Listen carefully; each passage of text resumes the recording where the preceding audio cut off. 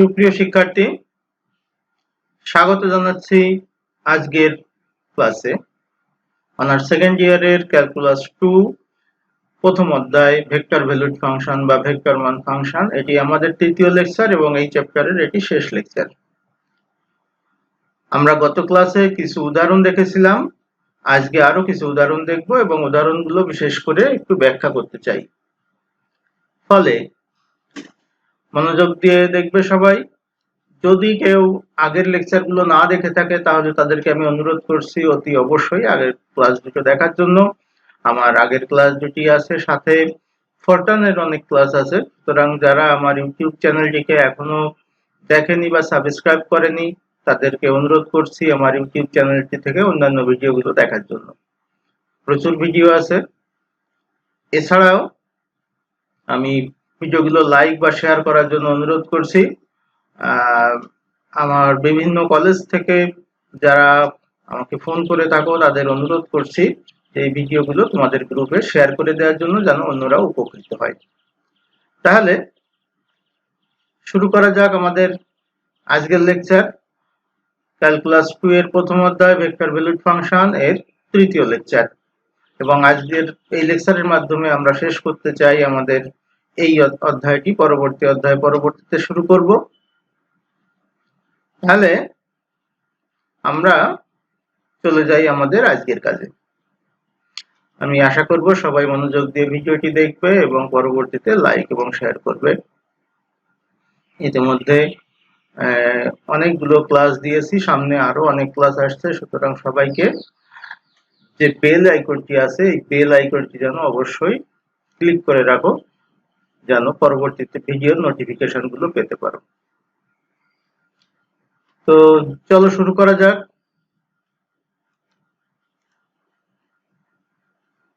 যেমন প্রথমেই আমরা একটি উদাহরণ দেখতে পাচ্ছি, যে উদাহরণটি হলো 15 নম্বর উদাহরণ। এটি তোমাদের আমি আগেই বলেছি, এটি হলো আমাদের তিতাসের বই। তো তিতাস প্রকাশনীর বই, এটি দেখতে পাচ্ছ 15 নম্বর উদাহরণটি। এখানে আমরা আজকে মূলত জোর দিব লেখচিত্র অঙ্কনের দিকে। এখানে একটি ভেক্টর মান ফাংশন দেওয়া আছে r equal to t plus 1i plus 2t minus 1j। এটিকে আমরা কিভাবে আঁকবো? তোমরা জানো যে ভেক্টর মান ফাংশন গুলোকে এভাবে লেখা হয়, r equal to ix plus jy plus kz, এভাবে লেখা হয় তিনটা অক্ষর। এখানে আমার দুইটি অক্ষ বরাবর দেওয়া আছে i এবং j, সুতরাং এটি দ্বিমাত্রিক অবস্থায় থাকবে। এবং আমি যদি এটিকে আমাদের এই উদাহরণের সাথে তুলনা করি, প্রশ্নটির সাথে তুলনা করি, তাহলে আমরা বলতে পারি যে আমার x এর মান হলো t plus 1 এবং y এর মান হলো 2t minus 1। ফলে আমরা এই দুটো থেকে যদি t বের করি তাহলে t এর মান প্রথম t থেকে আসবে x minus 1 এবং পরের t থেকে আসবে y plus 1 by 2। আমি এক লাইনেই করে দিলাম। এখন আমরা এখান থেকে লিখতে পারি 2x minus 2 equal to y plus 1। তাহলে 2x minus y equal to 3। এটি হচ্ছে আমার লেখচিত্র। এখন এটি যদি আমরা আঁকতে চাই তাহলে আমরা বিভিন্ন ভাবে আঁকতে পারি। যেমন আমি যদি x এর মান 0 ধরি তাহলে y এর মান কত আসে? y এর মান আসে -3। তার মানে বিন্দুটি পাই আমরা 0 -3। আর যদি আমি y এর মান 0 ধরি তাহলে আমার x এর মান কত আসে? 3/2। ফলে আমার বিন্দুটি পাই 3/2 0। এভাবে করতে পারি, অথবা এই সমীকরণটিকে আমরা সরাসরি x by a plus y by b equal 1 এভাবেও লিখতে পারি। যে কোনো একভাবে লিখলেই হয়, যার যেভাবে সুবিধা হয়। অর্থাৎ এটিকে x by 3/2 minus y by 3 equal 1 এভাবেও লিখতে পারি। যেভাবে লিখি একই অবস্থা হবে। ফলে আমি যদি এটা আঁকতে চাই তাহলে এরকম হবে, এটা x অক্ষ, এটি y অক্ষ, এবং আমাদের একটা বিন্দু হবে 0 -3, সুতরাং এটি হয়তো এদিকে যাবে 0 -3, আর একটা বিন্দু হবে 3/20, সুতরাং এটি যদি 1 2 3 ধরি তাহলে এটি হয়তো এখান দিয়ে যাবে, ফলে আমার রেখাটি আসবে এরকম। এখানে এটা হচ্ছে 3/2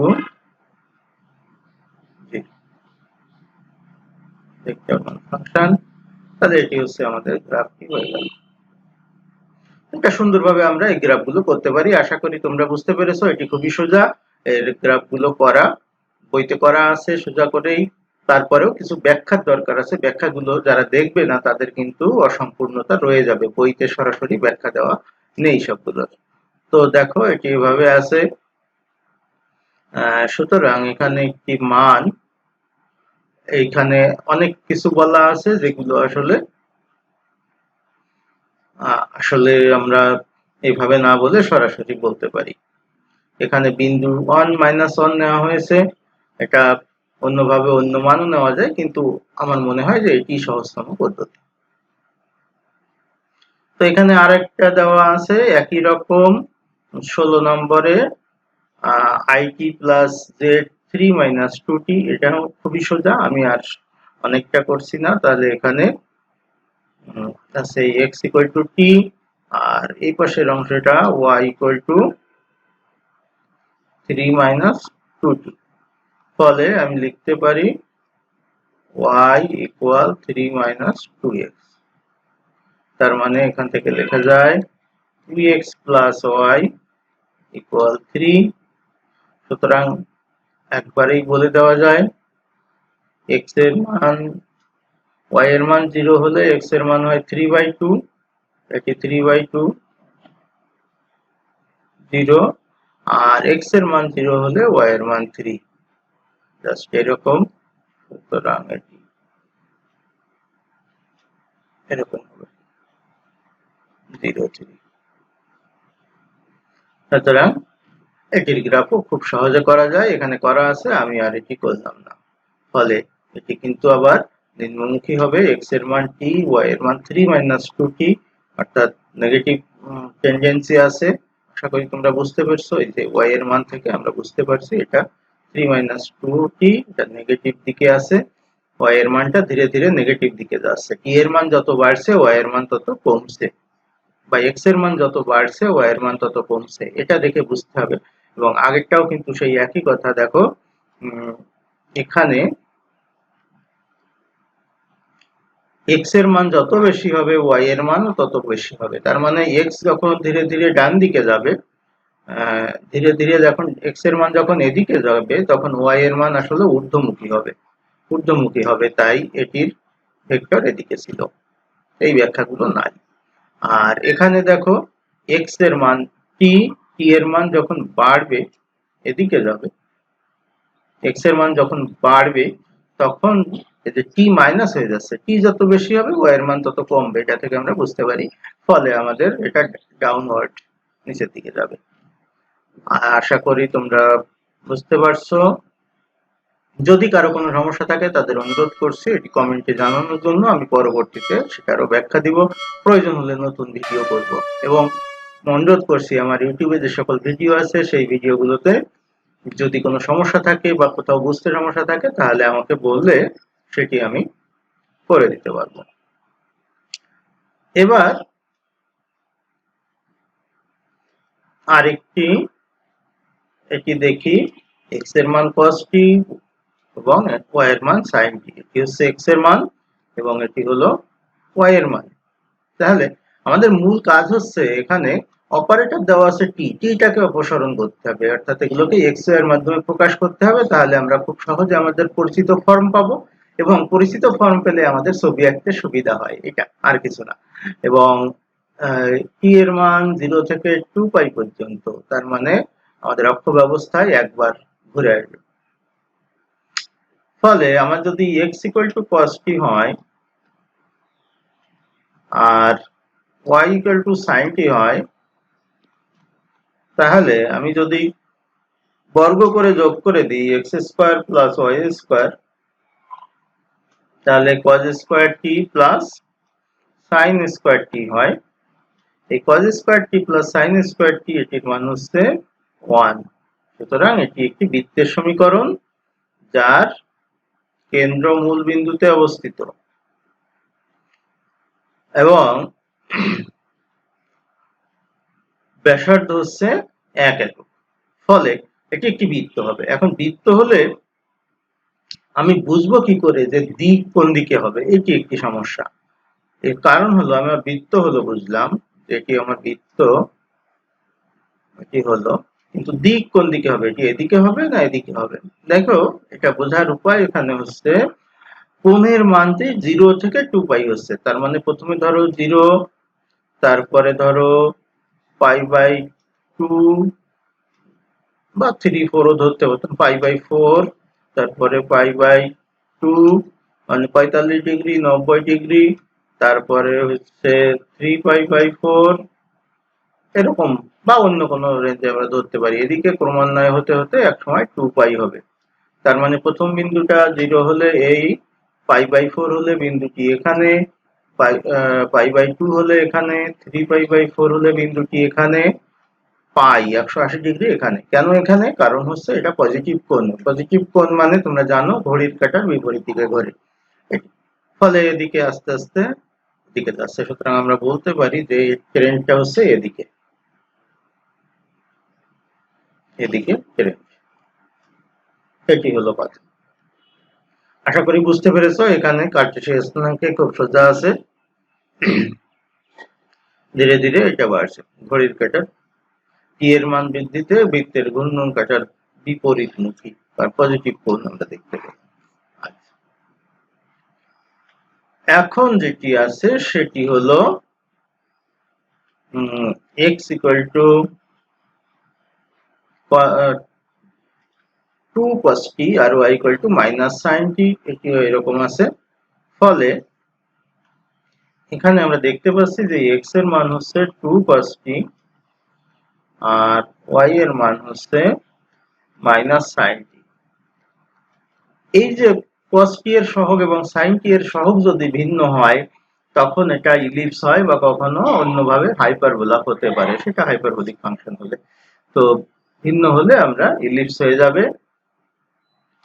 তাহলে আমরা জানি যে cos square t plus sin square t equal to 1। ফলে উপরেরটা থেকে cos t এর মান নিলে x/2 তার হোল স্কয়ার, নিচেরটা থেকে sin t এর মান নিলে মাইনাস y তার স্কয়ার, আমি একবারে y স্কয়ার লিখলাম ইকুয়াল টু 1। তার মানে x square by 2 square plus y square by 1 square equal to 1। এটি ইলিপসের সমীকরণ। তোমরা জানো ইলিপসের স্ট্যান্ডার্ড ইকুয়েশনটা হলো এরকম যে x square by a square plus y square by b square equal to 1। এটা হচ্ছে ইলিপসের সমীকরণ এবং ইলিপসটা এরকম হবে।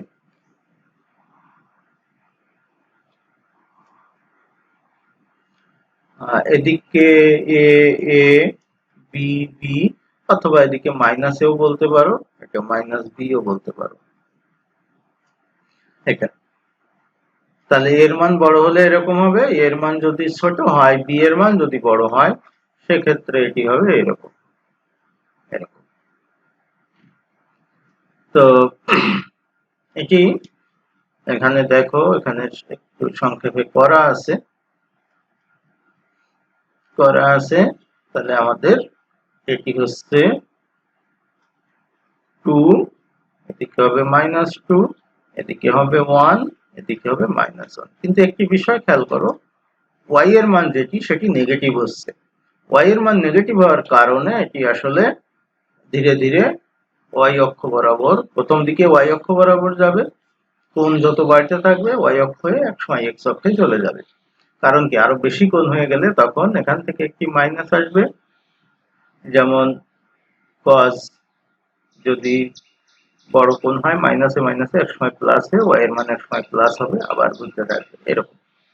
সুতরাং এই দিকটা খেয়াল করবে, দিকটা ভালো করে দিবে, তা না হলে কিন্তু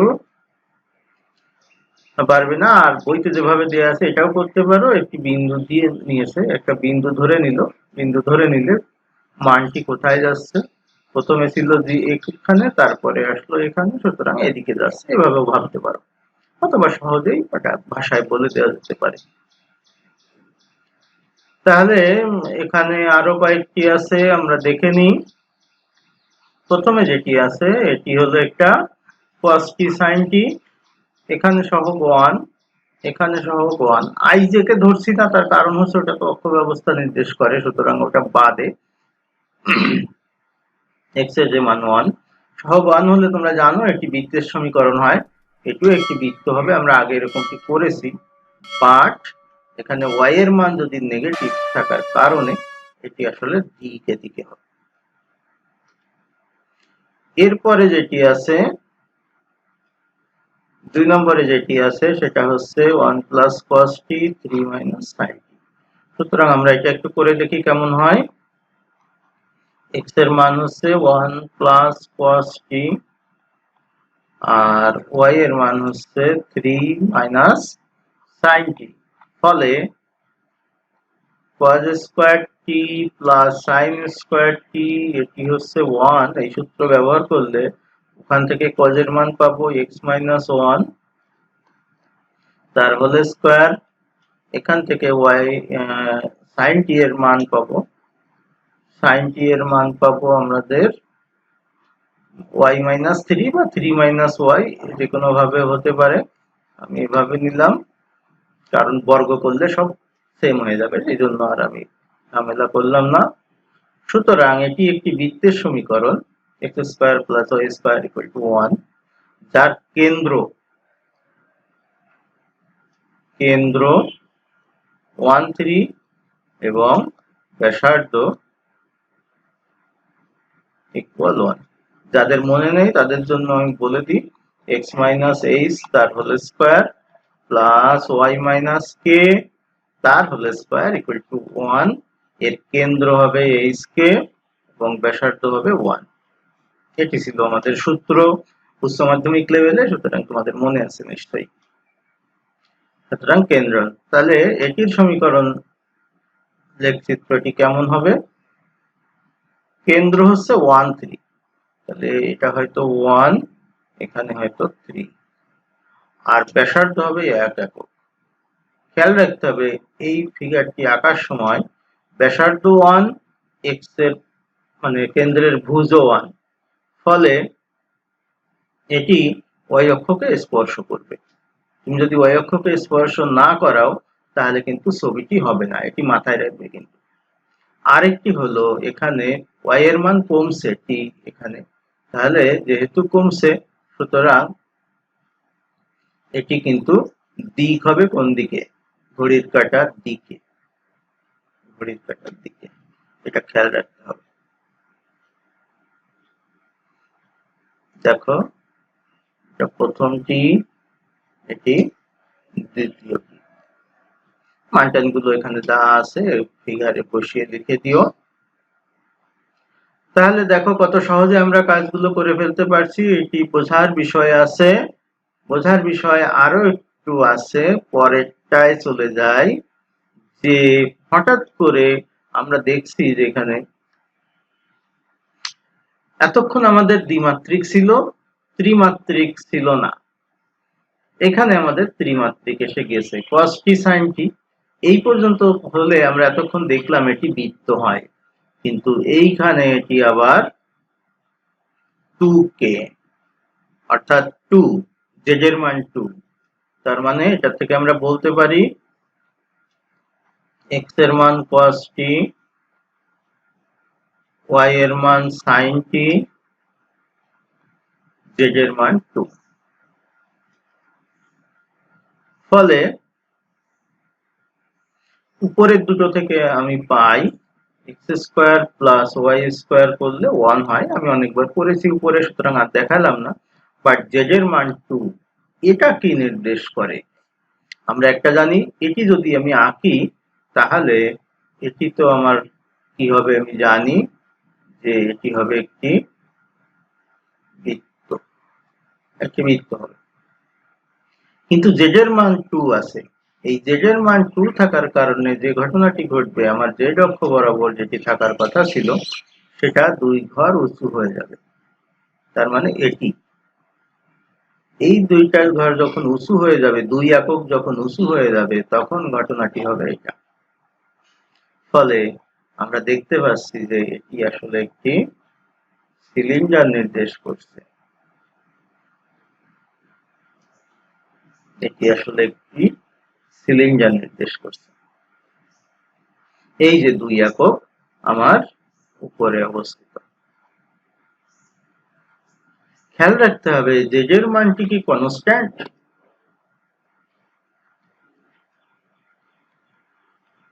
হ্যাঁ, এখানে 2, সুতরাং কনস্ট্যান্ট। কনস্ট্যান্ট হলে কোনো সমস্যা নেই, কনস্ট্যান্ট হলে এটি এই পর্যন্ত, সুতরাং 2 একক এটি একটি সিলিন্ডার হচ্ছে।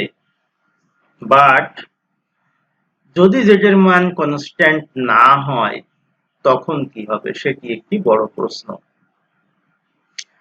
যেমন আমাদের এই 4 নম্বরে আছে, z এর মানটি কনস্ট্যান্ট নয়, z এর মানটি একই রকম, ওটি খানিকটা একই রকম, বাট কিছু ভেরিয়েশন আছে।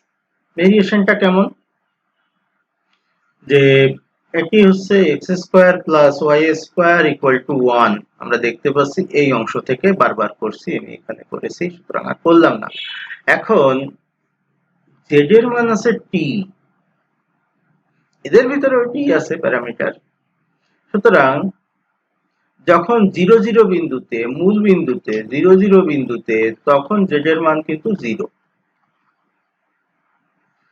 t এর মান যখন একটু বাড়লো এখানে, তখন z এর মানটিও বাড়লো। তার মানে আমার এরকম একটি, প্রথমে 0 0 বিন্দুতে একটি, মূল বিন্দুতে হলো একটি বিন্দু, যখন t এর মান বাড়ছে তখন ও একটু উঁচু হচ্ছে, একটু উঁচু হচ্ছে, আবার t এর মান বাড়লে একটু উঁচু হচ্ছে।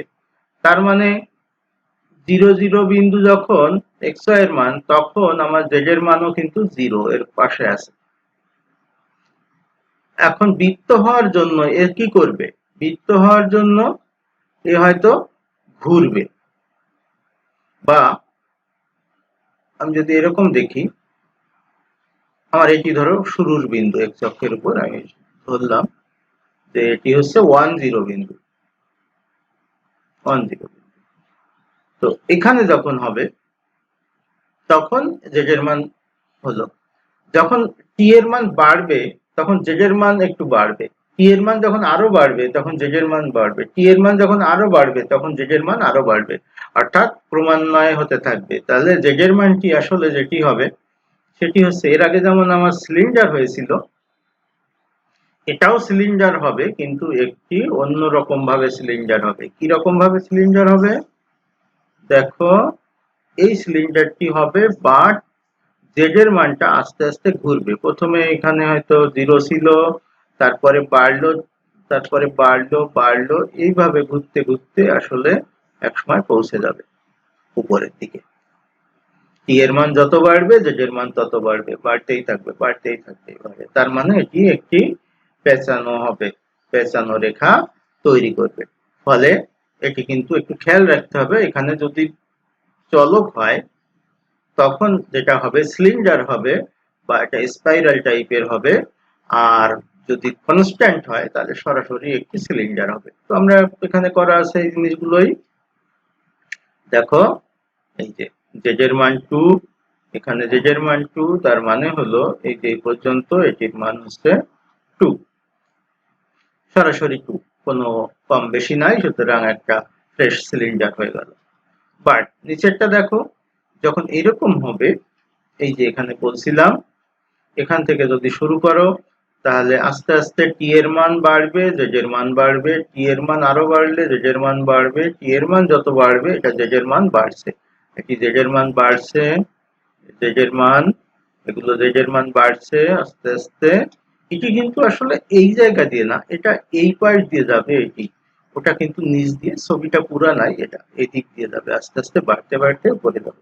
ওটা কিন্তু পিছনের পাশে আছে, এটি সামনের পাশে আছে এবং এটা একটু পড়তে যাবে, ছবিতে সামান্য একটু আছে, এইটা দেখো তাহলে তুমি বুঝতে পারবে।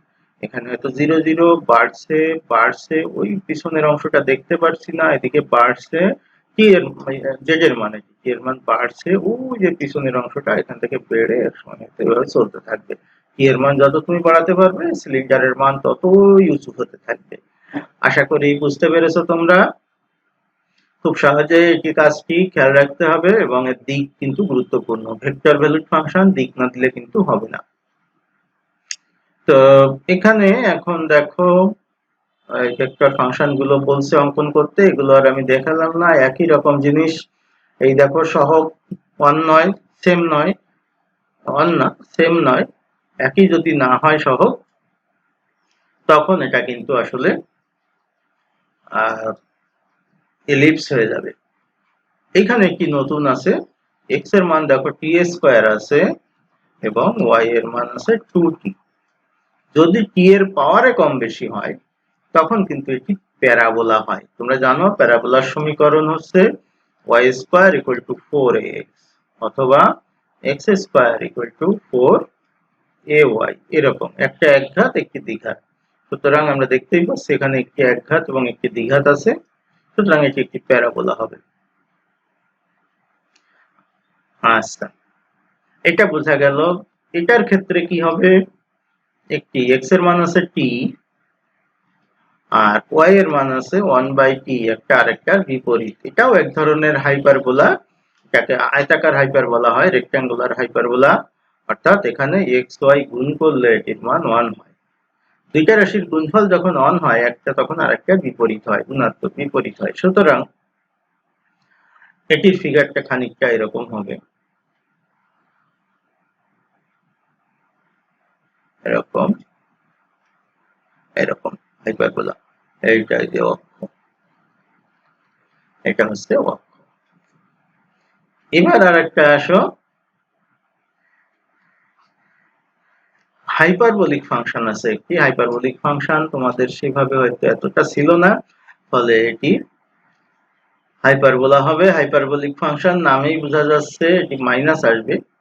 আমরা যেমন sin স্কয়ার টি প্লাস cos স্কয়ার টি 1 দেখি, হাইপারবোলিক ফাংশনে এটির মান মাইনাস হলে sin hyperbolic square minus cos hyperbolic square equal to 1 minus হলে। সুতরাং আমরা সংক্ষেপে একটু দেখে ফেলি, এটা তো ইলিপস আমরা আগেই করেছি। এটা বলেছিলাম যে একটা দ্বিঘাত একটা একঘাত হলে আমাদের প্যারাবোলা হয় y square equal two 4x, সুতরাং এটি প্যারাবোলা। এখন এই যে বিন্দুটা 1 0 1 0, খেয়াল রাখতে হবে এই সমীকরণটা কিন্তু কখনো এরকমও হতে পারে যে y মাইনাস 1 তার whole square equal to 8x minus 2। তাহলে এর ছবিটি আমি কেমন করে আঁকবো, এখানে শীর্ষ হচ্ছে 1 2, শীর্ষ হলো 1 2, সুতরাং এর শীর্ষ হয়ে যাবে এটি 1 বিন্দু, এটা হয়তো 2 বিন্দু, শীর্ষ পেলাম। এবার এর অক্ষ, অক্ষ যদি আমাকে বের করতে হয় তাহলে এটা 0 ধরতে হবে, তাহলে y হবে 1, y ইকুয়াল টু 1, সেটি xy ইকুয়াল টু 1 হবে। আরেকটা হলো xy, এখানে আরেকটা বলে দিই, xy যদি -1 হয়, কখনো ঘুরায় আসতে পারে, xy যদি -1 হয় তাহলে ফিগারটি সামান্য চেঞ্জ হয়ে যাবে, তখন কিন্তু এরকম হবে এবং এরকম হবে। এইবার দেখো যেটা বলছিলাম যে cos হাইপারবোলিক sin হাইপারবোলিক আছে এবং এটির মাইনাস হলে, হাইপারবোলিক ফাংশনে মাইনাস হলে সূত্র হয় 1। সাধারণ ত্রিকোণমিতিকে তোমার এখানে প্লাস হলে হতো 1, এখানে মাইনাস হলে 1 হয়। সুতরাং এটি এরকম হবে, এরকম এরকম হবে। সুতরাং এটি হাইপারবোলিক ফাংশন, এটা আমরা দেখলাম। এটি আরেকটি ফাংশন, সুতরাং এটি দেখো cos এবং sin এর এখানে t এর সহগের ভিন্নতা আছে। t এর সহগের ভিন্নতা থাকাতে যে বলেছিলাম যে এটি প্যারাবোলা হবে x square equal to half into y minus 1। খেয়াল রাখতে হবে যে এক্স স্কোয়ার যখন থাকবে তখন কিন্তু আমার ওয়াই অক্ষের সাথে প্রতিসম হবে, অর্থাৎ ওয়াই অক্ষের দুই পাশে হবে। আগে শীর্ষবিন্দুটি নিয়ে নিই। শীর্ষবিন্দুটি হচ্ছে 0 এবং এটা 0 ধরলে হচ্ছে 1, তাহলে এটা হচ্ছে শীর্ষবিন্দু। সামনে মাইনাস আছে তাহলে এটি নিচের দিকে যাবে, নিয়ম হচ্ছে এটি 0 1, সামনে মাইনাস আছে এটি নিচের দিকে যাবে। তো এটি একবার, এটি হলো কথা। ছবিগুলো ভালো করে সুন্দর করে আঁকবা। আশা করি বুঝতে পেরেছো। তোমাদের এখানে এই যে এখানে এটা দিয়ে দিয়েছে। তো এইটা গেল। এরকম জিনিস আমরা প্রথম দিকে আরো করেছি, পরবর্তীতে সালে আসার কারণে হয়তো এখানে ঢুকাই দেওয়া হয়েছে। সুতরাং এটি আমরা আর করছি না, এরকম সোজা কাজ আগেও করেছি আমরা। শুধু দিকটা খেয়াল রাখতে হবে কোনটি কোন দিকে যাবে। এখানে আরো একটি আছে, আচ্ছা, সঠিক দৈর্ঘ্য সহ নিচের প্রত্যেক ভেক্টরের লেখচিত্র অঙ্কন করো। এরকম একবার দুইবার ডিফারেন্সিয়েশন করলে কি হয়, মান বসালে কেমন হয়, এগুলো তোমরা জানো। ফার্স্ট ডেরিভেটিভ, সেকেন্ড ডেরিভেটিভ, সুতরাং তোমরা অনেক করেছো। এটি বৃত্তের সমীকরণ হয়েছে এবং ডিফারেন্সিয়েশন করে মান বসানো হয়েছে, আর কিছু না। এখানে মান বসানোর কাজটি করা হয়েছে। এখানে ডাবল ডেরিভেটিভ বের করা হয়েছে এবং মান বের করা হয়েছে। সুতরাং এটি তোমাদের জন্য কোনো সমস্যা না, আমি আর এগুলোতে সময় নিচ্ছি না। তাহলে এখানেও আরেকটা আছে টি টি স্কয়ার, সুতরাং এটি আমাদের একটি আরেকটি প্যারাবোলা হবে এবং টি নট ইকুয়াল টু 2, অর্থাৎ এখানে কি আর ড্যাশ 2 বিন্দুতে আমাদের এটা রাখতে হবে। তাহলে এটা তো শুধু আমরা জানি যে একঘাত এবং দ্বিঘাত থাকলে আমরা সহজে এটি করতে পারি যে এটি একটি হবে, প্যারাবোলা হবে x square equal two y, যার শীর্ষবিন্দু 0, অক্ষ হচ্ছে y অক্ষ। এখন ডিফারেন্সিয়েশন করা হলো। ডিফারেন্সিয়েশনটা তোমরা শুধু জানো, এখানে সহজে ডিফারেন্সিয়েশন করা হয়েছে এবং এখান থেকে আমরা বিন্দু কি বের করছি। 2 4 বিন্দু হতে এটা √5। কেন 2 4 বিন্দু? 2 4 বিন্দু কেন হলো? কারণ হচ্ছে যে আমাদের x equal two y square, একটার মান যদি 2 হয় তাহলে আরেকটার মান 4 হবে। সুতরাং এটি 2 4 বিন্দু, 2 4 বিন্দুতে স্পর্শক হবে। এই ছিল মোটামুটি। এবং সর্বশেষ যে ঝামেলার একটি অঙ্ক আমরা দেখছি, ঢাকা যে 7 কলেজ আছে সেখানে যারা পড়াশোনা করে তাদের জন্য এটি প্রশ্ন ছিল। ঝামেলার অঙ্ক মানে এটাকে একটু সময় নিয়ে করতে হবে। এবং এখানে দেখো r ইকুয়াল টু, এখানে আগে আমরা যেগুলো করেছি এই cos t এর সহগ ছিল কিন্তু আমার কনস্ট্যান্ট ছিল এর আগে, এবং sin t এর সহগ ছিল কনস্ট্যান্ট। ফলে আমাদের কাজটি সোজা হয়েছিল। এখন কিন্তু সহগগুলো আর কনস্ট্যান্ট না, সহগগুলো দিয়ে দেওয়া হয়েছে। লেখচিত্র অঙ্কন করতে হবে, দিক নির্ধারণ করতে হবে, R6 ও অঙ্কন করো। R6 টা কোথায় হবে সেটি আইডেন্টিফাই করে দেখাতে হবে। তো প্রথম কাজগুলো তো সোজা, যে x এর মান এত, y এর মান এত, এটি তুমি করতে পারো সরাসরি। t এর মান ধরে নেওয়া হয়েছে, যেহেতু t এর মান 0 to 3 পাই, 0 to 3 পাই, 2 পাই হলে একবার ঘুরে, 3 পাই হলে 1.5 বার ঘুরবে পুরো অক্ষের এটি। এবং এখানে সরাসরি যে কাজটি করে দেওয়া হয়েছে সেটা হচ্ছে t এর মান নেওয়া হয়েছে, x এর মান নেওয়া হয়েছে এবং y এর মান বের করা হয়েছে t এর মানের সাহায্যে। তো এটি একটি ঝামেলার কাজ, একটু সময় লাগবে। ক্যালকুলেটর দিয়ে করবা, এটা তো ক্যালকুলেটরে আসবে, বা এটা না করে তো পয়েন্টেও দিয়ে দিতে পারো। তো তাহলে এখান থেকে বিন্দুগুলো নেওয়া হয়েছে এবং বিন্দুগুলো নেয়ার ক্ষেত্রে সবগুলো কিন্তু আসলে বসাতে হবে আমাকে মোটামুটি একটি ধারণা করে, অ্যাকুরেট ছবি এটা হবে না। তাহলে আমার হচ্ছে 0 to 3 পাই। তাহলে প্রথম বিন্দুটি এখানে বসানো হয়েছে 0 0, তারপরের বিন্দুটি এখানে বসানো হচ্ছে, তারপরের বিন্দুটি এখানে, তারপরের বিন্দুটি এখানে বাড়ছে, সহগও বাড়ছে, x cos t sin t এর মানও বাড়ছে, আস্তে আস্তে এদিকে আসলে এই পর্যন্ত যখন আসলো, দেখো এখান থেকে যখন তুমি এইখানে আসলে তখন একটা পাই হলো, এখান থেকে যখন তুমি এখানে আসলে তখন আর একটা পাই হলো, অর্থাৎ এখান থেকে আরেকবার যখন তুমি এখানে আসলে তখন আর একটা পাই হলো। আমার লিমিট ছিল 0 to 3 পাই। সুতরাং আমার কাজটি এখানেই হলো, এই পর্যন্ত হলো। সুতরাং এটিকে তোমার মোটামুটি এই মানগুলো ব্যবহার করে করতে হবে, ক্যালকুলেটর ছাড়া কোনো উপায় নেই। তো সেটি করতে পারো। তাহলে এই হলো আমাদের কথা। সুতরাং আজকের ক্লাসটি এই পর্যন্তই। তোমাদের সবাইকে আহ্বান জানাচ্ছি আমার ভিডিওগুলো ভালো করে দেখার জন্য, এবং কোনো সমস্যা থাকলে সেটি অবশ্যই ইউটিউবে জানিয়ে দিবে। সেই পর্যন্ত তোমরা ভালো থাকো, সুস্থ থাকো।